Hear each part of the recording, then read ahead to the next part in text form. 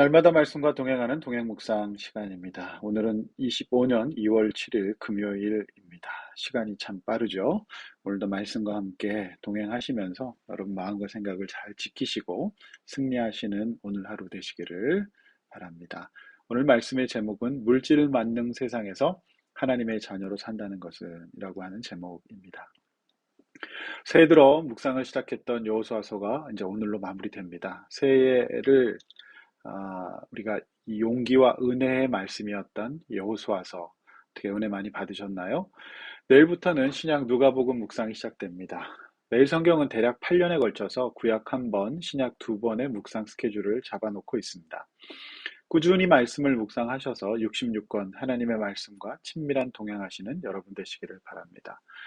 오늘 본문은 어제 본문에 이어서 여호수아의 백성들을 향한 설교와 그 응답, 그리고 여호수아의 죽음과 여호수아라고 하는 한 인생의 결산, 그리고 장례가 나옵니다. 오늘 주신 하나님 말씀을 들으십시오. 이제 첫 번째 문단 19절서부터 봅니다. 여호수아가 백성에게 이르되 너희가 여호와를 능히 섬기지 못할 것은 그는 거룩하신 하나님이요 질투하시는 하나님이니 너희 잘못과 죄들을 사하지 아니하실 것임이라. 자, 여러분 이 말씀을 어떻게 받아들이십니까? 구약학자들은 이 구절이 구약에서 가장 충격적인 말씀이라고 말하기도 합니다. 그러나 이 말씀의 이 이하에 나오는 문맥을 잘 살펴보면 죽음을 앞두고 있는 한 사람의 한 노인의 사랑과 애정이 남긴 당부요, 경고, 일침이라는 것을 알 수 있습니다. 부모는 자녀를 사랑합니다. 그러나 너무 사랑하기 때문에 때론 자녀의 어떤 연약한 모습을 보면서 그것을 바로잡기 위해서 험한 말을 하기도 하죠. 그러나 그 말을 듣고 그대로 하는 자녀는 없지 않습니까? 내 자녀가 아닌데 길거리에서 보는 남의 자녀에게 그렇게 하는 사람 잘 없죠. 내가 사랑하는 자녀에게 때로는 마음 아픈 소리도 하고 또 쓴소리도 하게 되는 겁니다. 네, 그러므로 이 말씀은 이스라엘 백성들을 타이르고 따끔하게 타이르는 한 노인의 역설적인 표현으로 봐야 하는 것이죠. 그만큼 하나님을 온전히 믿고 따르는 것은 쉽지 않기 때문입니다. 여기서 이제 특이한 표현 또 하나 나오죠. 질투하시는 하나님. 여기 이제 질투하시는 하나님 나오는데요. 용서하지 아니하신 하나님도 나옵니다. 이 표현 역시 하나님이 그들을 얼마나 사랑하시는지 그 애정을 깔고 하는 말로 받아들이셔야 합니다. 이걸 이제 문학적인 표현인데요. 신인동형적 표현, 하나님인데 인간적인 표현을 쓴 겁니다. 하나님의 우리를 향한 마음을 사람의 표현으로 한 것이죠. 질투는 사랑의 관계에서 흔히 일어납니다. 용서하지 않으리라. 이것도 이제 사랑의 관계에서 일어납니다. 이렇게 말하고서도 언제 그랬냐는 듯이 우리는 또 사랑하지 않습니까? 그래서 우리는 늘 어르신의 조언을 귀담아 들을 필요가 있습니다. 그분들이 해주시는 따끔한 충고가 후배들에게 큰 도움이 되기 때문이죠. 여러분들이 잘못 가고 있을 때, 영적으로 방황하고 있을 때, 나에게 오늘 여호수아처럼 따끔하게 조언해주는 어른이 있습니까? 그건 참 복으로 여러분 받아들이셔야 됩니다. 그리고 이제 20절에서 22절에 쭉 나오는데요. 여기서 여러분 잘 보셔야 될 것이 이방신이라고 하는 단어입니다. 이어지는 말씀은 한 가지 내용입니다. 이방신, 그러니까 우상을 섬기지 말라고 지속적으로 마지막으로 다시 한번 권하는 것입니다. 그리고 여호수아의 권면을 듣고 백성들은 그러지 않겠다라고 이제 대답하고 하는 내용이죠. 그래서 20절에도 이방신이 나오고 또 이제 23절에도 이방신을 치워버리고 이런 말씀이 나오는 것입니다. 자, 그렇다면 이방신은 무엇입니까? 그 시대의 이방신은 하나님이 아니라요. 그저 이제 풍요와 다산, 그 다음에 풍년 이런 것들을 추구하는 겁니다. 이제 워낙 뭐 이제 그 개발되지 않았던 발전되지 않았던 사회, 고대 사회였기 때문에 이제 비를 주관하고 뭐 이런 거죠. 그러니까 이제 풍요와 다산은 그 자식이 출산이 굉장히 위험한 시대였기 때문에 자식이 곧 재산이었고 많이 낳는 것이 중요했습니다. 그리고 이제 쾌락적 신이었죠. 즐기는 거죠. 그래서 이제 가나안의 우상들의 본질은 이제 풍요와 다산, 쾌락 이 정도로 이제 볼 수가 있습니다. 바알 우상이 대표적인 예입니다. 사실 그 이방신 별거 없습니다. 그 이방신의 그 주된 목표와 성격은 그 오래전 구약 시대나 지금이나 본질은 비슷합니다. 지금 이 시대는 뭐죠? 성공, 물질적 풍요, 당시에는 다산이었지만 지금은 자식들의 성공, 그리고 하고 싶은 대로 마음껏 하면서 사는 육신적 행복과 즐거움, 이제 쾌락을 추구하는 것들이죠. 그것이 이제 돈으로 다 일어나기 때문에 이제 물질 중심의 이제 자본주의 세상이 된 것이고, 그것이 있으면 어, 곧 성공한 거고 또 훌륭한 거고 아름다운 것이다. 뭐 이렇게 이제 되는 겁니다. 우상이 만약 좋은 것이고 인간에게 참 이 구원에 어떤 선한 영향력을 미치면 왜 이토록 여호수아가 강한 경고를 하고 있을까요? 그렇지 않기 때문입니다. 이 물질 중심 세상, 이 자본주의 세상, 그리고 포스트 모던 세상이라고 하는 지금은 사람들이 그런 이제 교육을 받고 매스미디어에서 그 영향을 계속 받아가고 있습니다. 그래서 어린아이들, 이런 아이들, 초등학생들 꿈을 물어보면 단연 1위가 연예인과 크리에이터로 나온다고 하죠. 왜 그럴까요? 이제 돈을 많이 벌고 또 그 유명세를 누릴 수 있고 명예로워 보이고 그러니까 이제 그 겉모습을 보고 그렇게 말하는 겁니다. 그런데 여호수아는 하나님 앞에 있으라고 말합니다. 하나님을 섬기라고 말합니다. 즉 현실적인 것들도 필요하지만 그것이 내 인생의 중심이 되어서 섬김의 대상이 되지 말아야 하고 우리 안에 하나님이 우리 중심에 계셔야 된다. 이렇게 말합니다. 우상은 만약 그 우상이 추구하는 것들이 없을 때는 어떻게 합니까? 불안감과 패배감과 절망감과 우리를 죄 가운데로 몰아넣죠. 이것이 바로 하나님과 우상의 이제 결정적인 차이점이죠. 어제 목요일과 또 지난 이틀 전에 수요일 큐티 말씀에서도 여호수아 말씀에서도 나와 있듯이 하나님 앞에 있었더니 의외로 싸워 주신 것이 많았고 주신 것이 많더라 이렇게 말하죠. 저는 목회를 하면서 봅니다. 많은 것들을 얻으려고 하는 것보다 주신 것들을 지켜나가는 것, 또 그렇게 될 때 오히려 더 많은 부를 축적하게 되는 것을 봅니다. 말씀드렸던 이제 투두 리스트보다 not 투두 리스트, 즉 하지 말아야 될 것을 안 하실 때 오히려 더 많이 이게 지키게 되는 것을 또 보게 되는 것이죠. 어, 저는 이제 오늘 이 말씀을 방송하면서도 여러분들에게 말씀을 전하는 것도 중요하지만 말씀 묵상은 저를 위해서 하는 거죠. 제가 적용하고 제가 은혜 받아야 되는 거죠. 가르치려고 보는 묵상, 하는 묵상, 이거 바람직하지 않습니다. 제가 먼저 은혜 받고, 제가 먼저 적용하고, 그러려고 하는 거죠. 안 그러면 이제 이게 일이 되는 거거든요. 근데 저는 이제 말씀 묵상 좋습니다. 좋고 질리지 않고요. 저는 이 말씀 묵상하면서 제 안의 우상은 무엇일까? 또 제 안의 이방신, 저를 불편하게 하는 것들은 무엇일까? 곰곰이 묵상해 봤습니다.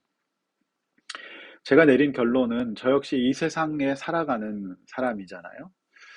그래서 저는 이제 이게 목회가 직업인데 부흥, 성장, 외연, 확장이 은근히 이 목회자들에게 우상이 되어 있다는 것을 생각하게 되었어요.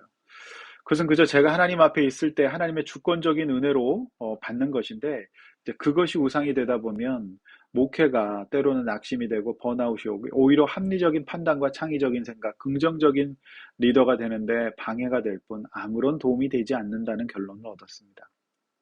물론 손 놓고 아무것도 하지 않으면 안 됩니다. 물론 이렇게 수동적이 돼야만 된다. 그건 아니라고 생각합니다. 열심히 그 말씀 안에서 하나님의 중심으로 지혜롭게 자기 스스로를 잘 살피면서 해야 됩니다. 할 수 있는 최선을 다해야 되죠. 그러나 하나님과 성장 중에 성장에 앞서면 그것이 우상이 될 수가 있습니다. 우선 행복하지 않고 효율적이지도 못할 겁니다. 마음 관리가 쉽지 않거든요. 이 말씀 묵상하면서 우선순위를 점검하고 저는 다시 그분 앞에 나아갑니다. 그리고 한참 이 말씀에 머무르면서 제 자신을 비춰봅니다. 바로 그때 제 영혼의 평온과 안식, 그리고 감사가 찾아오죠. 성도 여러분, 우리의 절실함이 하나님보다 앞설 수 없습니다. 하나님이 앞서야 절실함을 다룰 능력과 지혜와 힘도, 용기도, 지구력도 꾸준함도 이 불굴의 의지도 받을 수 있습니다. 그래서 우리는 말씀 보고 기도해야 됩니다. 믿음으로 삽시다. 그리고 주어진 삶에서 우리가 할 수 있는 최선을 다하되, 그리고 우리 주님이 지금까지 그리고 앞으로도 우리의 삶을 이스라엘 백성들처럼 인도하실 것을 믿어드립시다. 그리고 그 결과는 주님께 맡기고 갑시다. 두 번째, 25절에서 이제 나와 있는 말씀 쭉 보시면, 그날의 여호수아가 세겜에서 백성들과 더불어 언약을 맺고 그들 위해 율례와 법도를 제정합니다. 그리고 말씀을 율법책에 기록하고 큰 돌을 가져다가 성소 곁에 있는 상수리 나무 아래 세우게 됩니다. 그리고 29절에 이일 후에 여호와의 종 눈의 아들 여호수아가 110세에 죽게 됩니다. 여호수아는 이제 110세의 일기로 소천합니다. 31절의 말씀 굉장히 인상적인데요. 읽어드립니다. 이스라엘이 여호수아가 사는 날 동안과 여호수아 뒤에 생존한 장로들 곧 여호와께서 이스라엘 위에 행하신 모든 일들을 아는 자들이 사는 날 동안 여호와를 섬기게 됩니다. 여호수아가 살아있는 날 동안 사람들에게 선한 영향력을 끼쳤고 그가 있음으로 사람들이 여호와를 섬기게 되었습니다. 그런 인생이 되어야 합니다. 내가 있음으로 내 옆에 사람들이 하나님을 믿고 구원받고 우상이 아니라 우상에 이렇게 종노릇하다가 우울과 불안과 좌절과 파멸과 죄 가운데 있는 것이 아니라 하나님 앞에 있게 되어서 믿음을 성장시키시고 하나님의 선물을 받는 복된 인생 살아야 합니다.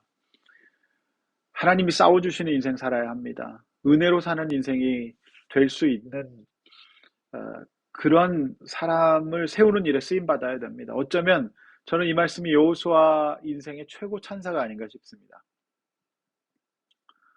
여러분들이 만약 지금 돌아가신다면 여러분의 장례식장에 찾아오신 분들이 여러분의 인생을 어떻게 평가할 것 같습니까? 그래서 우리는 주어진 삶을 믿음으로 잘 살아야 하고 언젠가 결산한 날이 온다는 것을 믿어야 합니다. 마지막 32절, 33절 시간 관계상 다 다루지는 못하지만은 요셉의 뼈를 세겜에서 장사했습니다. 신학적으로 굉장히 중요한 의미가 있는 것인데요. 이 부분에 대해서 제가 그 족장들, 야곱, 그 다음에 이삭, 이 족장들이 가나안의 매장지를 구입하는 내용에 대해서 제가 창세기 강해를 통해서 자세하게 설교해 놓았습니다. 관심 있으신 분들은 한번 들어보셨으면 좋겠는데요. 그 요셉의 뼈를 그 애굽에서 가져 장사했다는 내용인데요. 창세기 50장에서 이제 유언으로 자신을 꼭 가나안 땅에 묻어달라고 말합니다. 그러니까 이 매장제들은 그의 조상들이 큰 값을 치르고 가나안 땅에서 영구히 소유할 수 있도록 구입해 놓은 땅이죠. 즉 이들은 죽음 이후에 천국을 소망했고 영원한 거처가 영적인 하나님 나라에 있다는 것을 믿고 고백했던 이제 상징적인 행동들이었습니다. 이 말씀 참 의미 있는 말씀인데 꿈꾸었던 사람 요셉은 애굽 총리의 영광스러운 삶이 전부가 아니라 하나님 앞에서 하나님 나라의 자녀로 사는 것, 천국 백성으로 사는 것이 더 영광스럽다는 것을 알았기 때문에 그는 애굽 총리의 매장지 얼마나 화려했겠습니까? 그렇게 살지 않았고요. 이런 유언을 했습니다. 그래서 이곳 세겜 땅에 장사하게 된 것이죠. 이 땅의 삶은 잠깐입니다. 나그네입니다. 그러므로 이 땅에서의 부와 명예가 그러니까 이제 우상이 추구하는 이것이 우리 인생의 목적이 될 수 없습니다. 하나님이 우리 중심의 진정한 하나님이 되셔야 함은 여호수아와 요셉의 장래가 저와 여러분들에게 주는 말씀의 묵직한 교훈인 것입니다. 기도하시겠습니다. 하나님 아버지 감사합니다. 이 땅에 살아가는 동안에 우리의 의식주와 물질은 필요합니다. 그러나 그것이 많고 풍요로운 사람들이 멋지고 훌륭하고 복된 사람이라고 우리는 영향받으며 살아가기 때문에 우리 믿음 갖고 살면서도 그 부분에 어려움을 겪을 때 우리 믿음도 마음도 잃어버리고 넘어지는 부분을 보게 됩니다. 하나님 아버지 우리를 불쌍히 여겨주시고 하나님이 우리를 질투하시는 대상 내가 이렇게 하나님의 질투를 일으키는 사람이 아니라 하나님께 기쁨이 되고 나의 인생도 주어진 삶 속에서 하나님을 참으로 진정한 하나님의 자리에 놓고 살아갈 때에 아버지 구하지 아니한 것들도 또 작은 일에 감사할 마음도 진짜 행복할 수 있는 마음도 허락하여 주시옵소서. 하나님 우리에게 믿음이 부족합니다. 그래서 여호수아가 이렇게 이토록 강하게 권면했는 것 같습니다. 주님, 우리를 불쌍히 여겨 주시고 우리 주님 잃지 않게 하여 주시고 현실에 깔려서 이 이스라엘 백성들처럼 이렇게 살지 않을 수 있도록 도와주십시오. 이 요셉이 총리의 화려한 삶을 살았지만 그것에 매이지 않고 자신의 뼈를 가나안에 묻어달라고 고백했던 것처럼 우리의 인생의 본향, 영원한 천국, 하나님 나라에 있다는 것을 믿고 이 땅에서 잠깐의 삶에 때로는 고단함과 피곤함과 때로는 어떤 궁핍함이 있을지라도 주님 바라보면서 승리하게 하여 주셔서 아버지 주님께서 우리의 삶에 싸워주시고 주신 선물도 받아 누릴 수 있도록 인도하여 주시옵소서. 오늘 하루 우리 성도님들 이제 주말을 맞이하는데 중심 잘 잡고 승리하고 이제 주일 예배 준비하게 하여 주시옵소서. 이 모든 말씀 우리 주 예수님의 이름으로 기도하옵나이다. 아멘.